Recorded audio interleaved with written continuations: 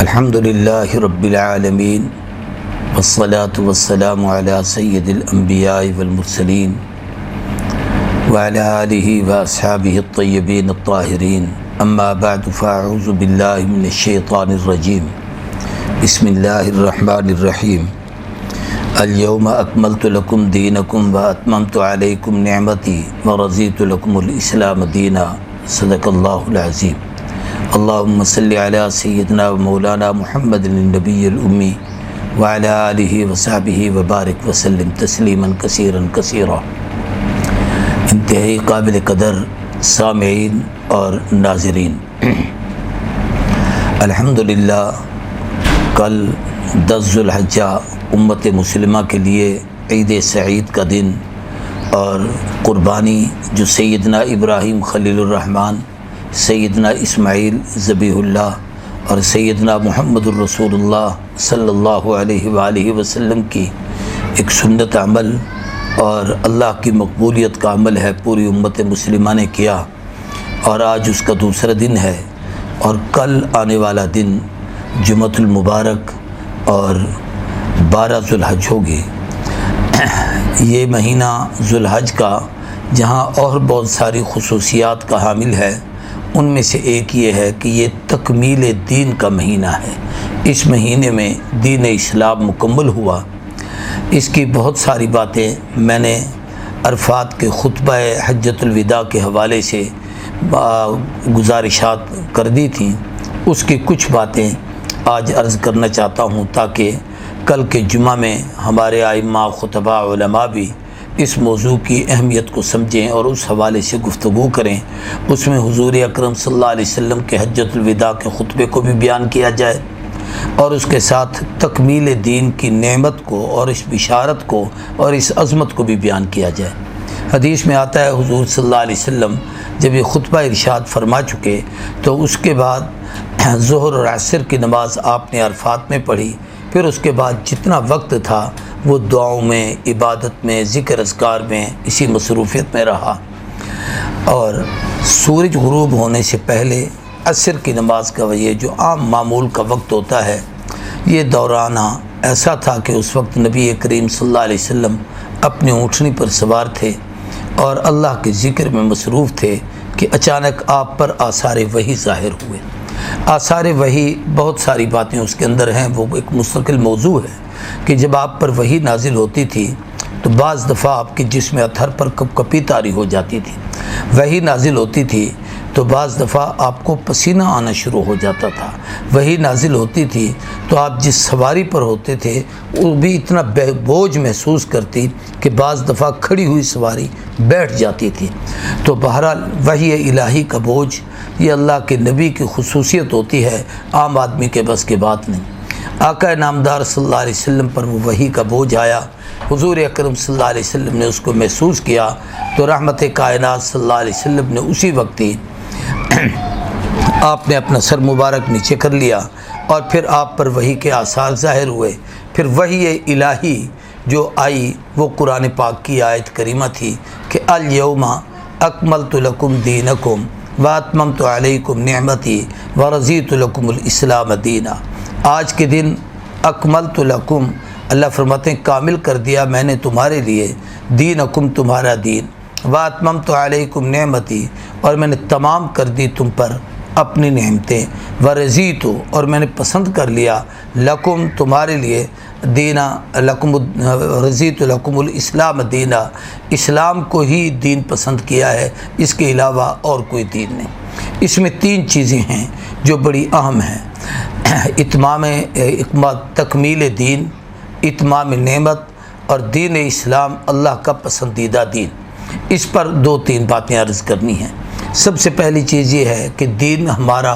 کامل ہے، اس لیے کہ حضور آخری نبی ہیں۔ اب آپ کے بعد جب کوئی نبی نہیں آئے گا تو کوئی شریعت نہیں آئے گی، کوئی دین نہیں آئے گا، کوئی کتاب نہیں آئے گی، کوئی احکامات نہیں آئیں گے۔ پہلے نبیوں کا دین ان کے لیے ان کی ضرورتوں کو تو پورا کرتا تھا، لیکن قیامت تک کی انسانیت کے لیے احکامات کی تکمیل ان کے اندر نہیں تھی۔ اس لیے حضور کا جب دین آیا تو آپ صلی اللہ علیہ وسلم کا یہ دین قیامت تک کی انسانیت کے لیے تکمیل کا ذریعہ ہے۔ ہر آدمی ہر دور میں قیامت تک جب آئے گا اس کے لیے دین اسلام ہی دین کامل ہوگا۔ پہلے نبیوں کو جتنے احکامات ملے ہیں علماء نے لکھا ہے ان میں بھی کوئی تکمیل نہیں تھی۔ مثال کے طور پر پہلی امتوں کو نمازیں ملی ہیں، اس میں کوئی شک نہیں، لیکن 2 رکعت سے زیادہ کسی کو نہیں ملی،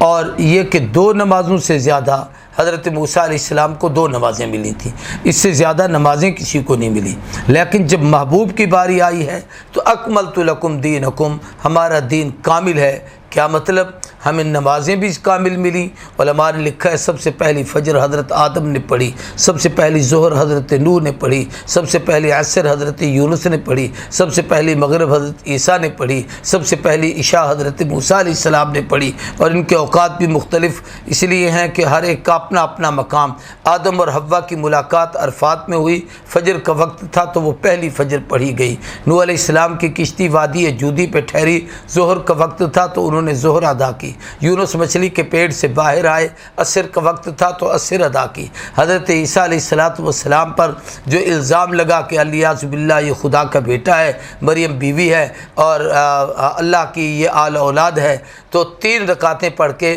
اللہ کی عظمت اور اس کی برات اور اپنی اماں کا خدا کے سامنے جھکنا اور انکساری کرنا، اس کا اظہار۔ اور حضرت موسیٰ علیہ السلام جب دریا پار ہوئے اور وہاں پر قوم کو کھانے پینے کی چیزوں کی ضرورت پڑی تو جو دعا مانگی گئی اور نماز پڑھی گئی تو وہ عشاء کا وقت تھا۔ تو اب سارے نبیوں کی ساری نمازیں بھی ہمیں ملی، اور یوں بھی کمال ہے کہ ہمیں فرائض بھی ملے، واجبات بھی ملے، سنتیں بھی ملی، نوافل بھی ملے۔ اور پھر ہم اس کو یوں سوچیں تو اور بھی ہے عجیب بات کہ ہمیں 2 رکعت کی نماز بھی ملی، 3 رکعت کی نماز بھی ملی، 4 رکعت کی نماز بھی ملی۔ پھر اس کے اندر یہ ہے کہ جو ہمیں 5 نمازیں فرض ہیں، یہ فرائض تو ہیں ہی ہیں، اس کے علاوہ بھی اگر ہم غور کریں تو اشراق ہمارے حصے میں، تہجد ہمارے حصے میں، اوابین ہمارے حصے میں، تحیۃ المسجد ہمارے حصے میں، تحیۃ الوضو ہمارے حصے میں، استسقاء ہمارے حصے میں، کسوف اور خسوف کی نمازیں ہمارے حصے میں۔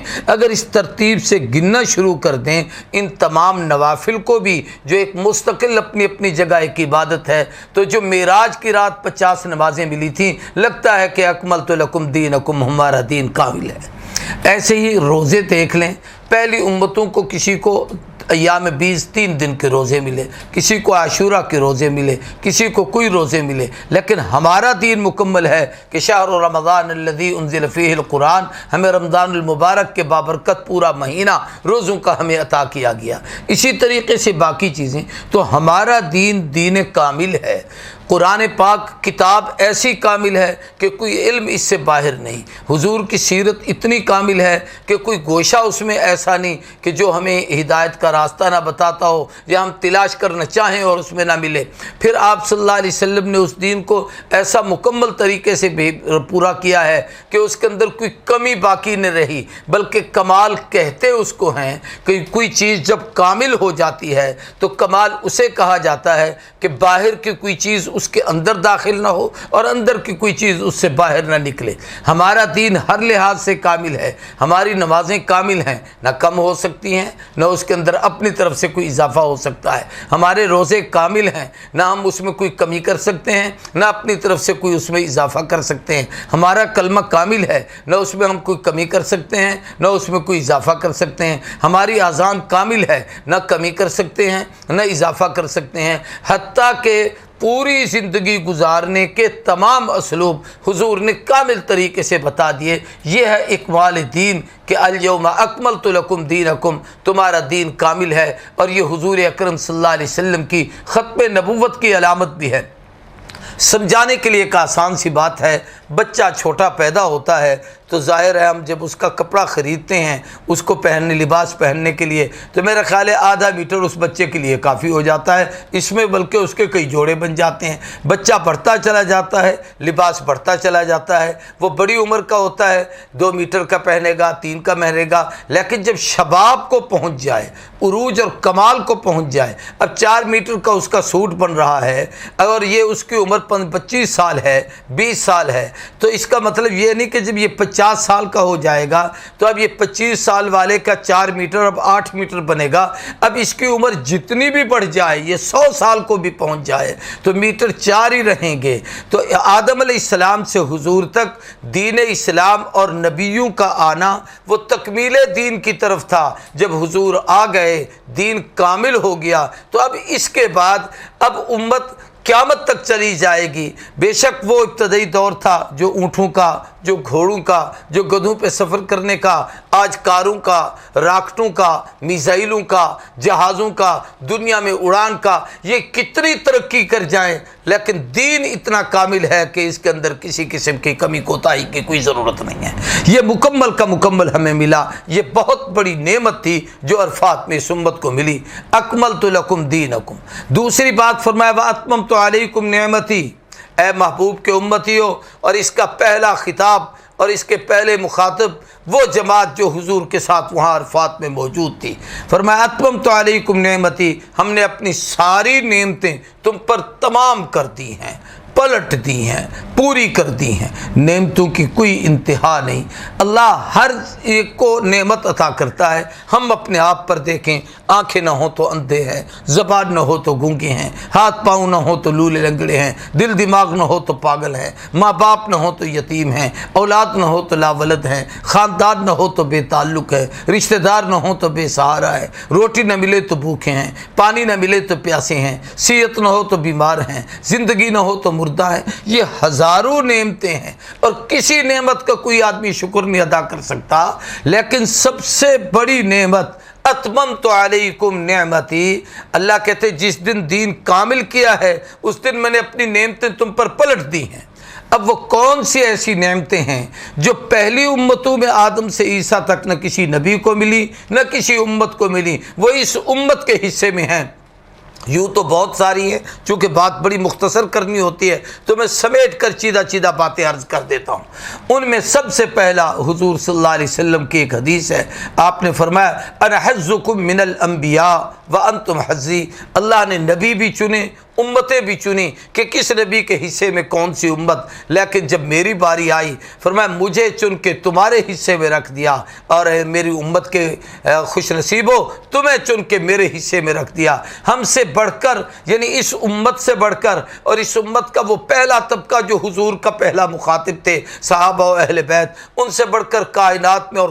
کون خوش نصیب ہوگا کہ جن کے حصے میں حضور آئے ہیں۔ تو یہ نعمتوں میں جو سب سے بڑی نعمت جو پہلے کسی کو نہیں ملی اور ہمیں نصیب ہوئی ہے وہ یہ ہے کہ اتممت علیکم نعمتی، اللہ نے اپنے لاڈلے محبوب آمنہ کے لال صاحب جمال و کمال سیدنا محمد الرسول اللہ صلی اللہ علیہ وسلم ہمیں عطا کیے۔ یہ وہ نعمت ہے جو پہلے کسی کو نہیں ملی۔ پہلے نبی حضور کے امتی ہونے کی دعائیں کرتے رہے لیکن یہ نعمت ان کے حصے میں نہ آئی، اللہ نے ہمیں عطا کی۔ پھر اس نعمت کے صدقے سے کتنی نعمتیں ملی ہیں کہ یہ قرآن کی نعمت ملی ہے تو حضور کے صدقے سے ملی ہے، ہمارا دین مکمل ہوا ہے تو یہ محبوب کے صدقے سے ہوا ہے۔ پہلی امتوں کے تمام نقائص، تمام عیوب، تمام کمزوریاں، تمام بیماریاں، بنو اسرائیل کی تمام خامیاں قرآن مجید میں سب کے سب موجود ہیں۔ اللہ نے ہمیں تو بتائیں لیکن ہماری کمزوریوں کو، ہمارے گناہوں کو، ہماری خامیوں کو، ہمارے عیبوں کو ان امتوں کے سامنے نہیں بیان کیا، ان پہ پردہ ڈالا ہے۔ یہ بھی ایک بہت بڑی نعمت ہے کہ اللہ نے ہمارے عیبوں پر پردہ ڈال دیا۔ اور اس سے بڑی ایک اور نعمت بھی ہے کہ اللہ تبارک و تعالیٰ نے ان کے نقائص ہمیں بتائے، ہمارے نقائص نہیں بتائے، اس امت کی خوبیاں ان کو بتائیں کہ یہ امت بڑی عظیم ہوگی، یہ امت بڑی خوش نصیب ہوگی، یہ امت وہ ہوگی نیکی کرے گی ایک تو 10 کا اجر ملے گا، کعبے میں جا کے کرے گی تو لاکھوں کا اجر ملے گا۔ پھر اس طریقے سے اس امت کو کیا کیا انعامات اور احسانات دیے گئے ہیں۔ تو اتممت علیکم نعمتی، اللہ نے وہ ساری نعمتیں ہمیں پوری کر دیں۔ ان میں سے قرآن مجید ایک بہت بڑی نعمت ہے، ایسی نعمت جس کے اندر کوئی تبدیلی نہیں، کوئی ترمیم و تنسیخ نہیں، قیامت قائم ہو جائے، دنیا کہیں سے کہیں چلی جائے، ایک لفظ قرآن کا بدل نہیں سکتی، ایک کی جگہ دوسرا لا نہیں سکتی، اس میں کوئی تبدیلی نہیں کر سکتی، نہ اس کے الفاظ میں تبدیلی، نہ اس کے معانی میں تبدیلی۔ یہ ہے اتممت علیکم نعمتی، اللہ نے اپنی نعمتیں تمہیں پوری کر دی ہیں، دین کامل کیا ہے، نعمتیں تمام عطا فرما دی ہیں۔ اب ہم ان کو سوچیں، پہلی امتوں کی شکلیں بدلتی تھیں، ہم جتنے گناہ کریں اجتماعی طور پر اللہ نے ہم پر عذاب نہیں نازل کیا، اللہ نے ہماری شکلوں کو نہیں بدلا۔ وہ رات کو گناہ کرتے، صبح ان کی پیشانی پہ لکھا ہوتا تھا ساری رات جرائم کریں، صبح سے پہلے اگر آدمی کو حیا اور غیرت اور شرم آ جائے اور آنکھوں میں آنسو آ جائے اور رو کر خدا کے سامنے دعا مانگ لے، اللہ صرف ان عیبوں کو ختم نہیں کرتے، گناہوں کو مٹا کر اس کی جگہ نیکیاں لکھ دیتے ہیں۔ اتممت علیکم نعمتی، یہ اللہ کی وہ نعمتیں ہیں، ان کا شمار کیا جائے تو اتنی بڑی اس کی تفصیل ہے کہ اس کے لیے کتابیں لوگوں نے پوری لکھ دی ہیں، لیکن میں اختصار عرض کر رہا ہوں۔ تیسری چیز، وَرَضِيتُ لَكُمُ الْإِسْلَامَ دِينًا،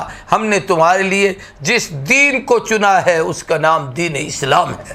اسلام، ان الدین عند اللہ الاسلام، اللہ کے ہاں پسندیدہ دین اسلام ہے۔ وَمَن يَبْتَغِ غَيْرَ الْإِسْلَامِ فَلَن يُقْبَلَ مِنْهُ، جو اسلام کو چھوڑ کر کسی اور دین کی طرف جاتا ہے اللہ کے ہاں وہ قابل قبول نہیں۔ تو ہمیں دین اسلام کی نعمت ملی، ہمیں قرآن کی نعمت ملی، ہمیں نبی آخر الزمان کی نعمت ملی، پھر حضور کے صدقے سے اس امت میں جو نعمتیں چلیں ان میں ایک خلافت راشدہ کے نظام کی نعمت بھی ہے کہ پہلی امتوں میں حضور نے اپنی جمع، کسی نبی نے یوں نہیں کہا تھا کہ میرے بعد یہ لوگ ہوں گے جو اس طریقے سے دین کو تم تک پہنچائیں گے۔ حضور نے اپنی جماعت پر پورا اعتماد کر کے فرمایا علیکم بسنتی و سنت الخلفاء الراشدین المہدیین، تم پر میری سنت بھی ضروری ہے، میرے خلفاء راشدین کی سنت بھی ضروری ہے۔ تو یہ وہ نعمتیں ہیں جو اللہ نے اس امت کو عطا کی۔ یہاں ایک بات عرض کرتا ہوں،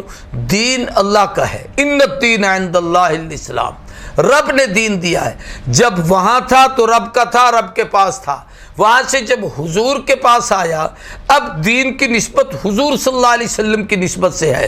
اسی لیے اللہ نے فرمایا محبوب ان کافروں کو کہو لکم دینکم ولی دین، تمہارے لیے تمہارا دین، میرے لیے میرا دین۔ لیکن عرفات کے خطبے میں جب حضور نے اس پورے دین کو جیسے رب نے جبریل کے ذریعے سے محبوب کو دیا اور جبریل امین نے امین بن کر امانت آمنہ کے در یتیم تک پہنچا دی اور حضور نے اس امانت کو پوری کائنات تک پہنچا دی، امین بن کر گویا حضور نے اس کائنات کو پوری قیامت تک رہنے والی انسانیت کے لیے مشعل راہ ارشاد فرما دیا۔ تو اس تکمیل نعمت کے بعد اب اللہ نے ایک اور نعمت یہ بھی کر دی کہ دین کی نسبت اس امت میں اور اس امت کے اس طبقے میں جو حضور کے ساتھ وہاں موجود تھے یعنی صحابہ کرام اور اہل بیت عظام ان کی طرف کی کہ اکملت لکم دینکم، اب تمہارا دین کامل ہے۔ کوئی یہ نہیں کہہ سکتا کہ دین حضور نے تو کامل کیا تھا فلاں نے اس میں کوئی کمی کی تھی، نہیں، دین ان کے پاس کامل آیا ہے اور یہی لوگ ہیں جو آگے کامل دین پہنچائیں گے۔ اتممت علیکم نعمتی، اللہ نے محبوب کو نعمتیں دی، حضور نے ان سب کو دے دی ہیں، وہی نعمتیں ہیں جو ان کے پاس ملی ہیں، قیامت تک امت کے اندر وہی چلیں گی۔ ورضیت لکم الاسلام دینا، اور اللہ نے دین اسلام کو منتخب کیا ہے، سب سے زیادہ پسندیدہ دین ہے۔ تو اللہ ہمیں دین اسلام کی عظمت اور اہمیت سمجھنے کے ساتھ ساتھ ان نعمتوں کا کمال بھی نصیب کرے اور دین کا کمال بھی عطا فرمائے اور دین کامل پر عملی زندگی گزارنے کی توفیق عطا کرے، اور اتمام نعمت کہ جو رب نے نعمتیں دی ہیں اللہ تبارک و تعالی ہمیں ان پر کا کما حق ہو شکر ادا کرنے کی اور ان احکامات پر عمل کرنے کی توفیق دے۔ وآخر دعوانا الحمدللہ رب العالمین۔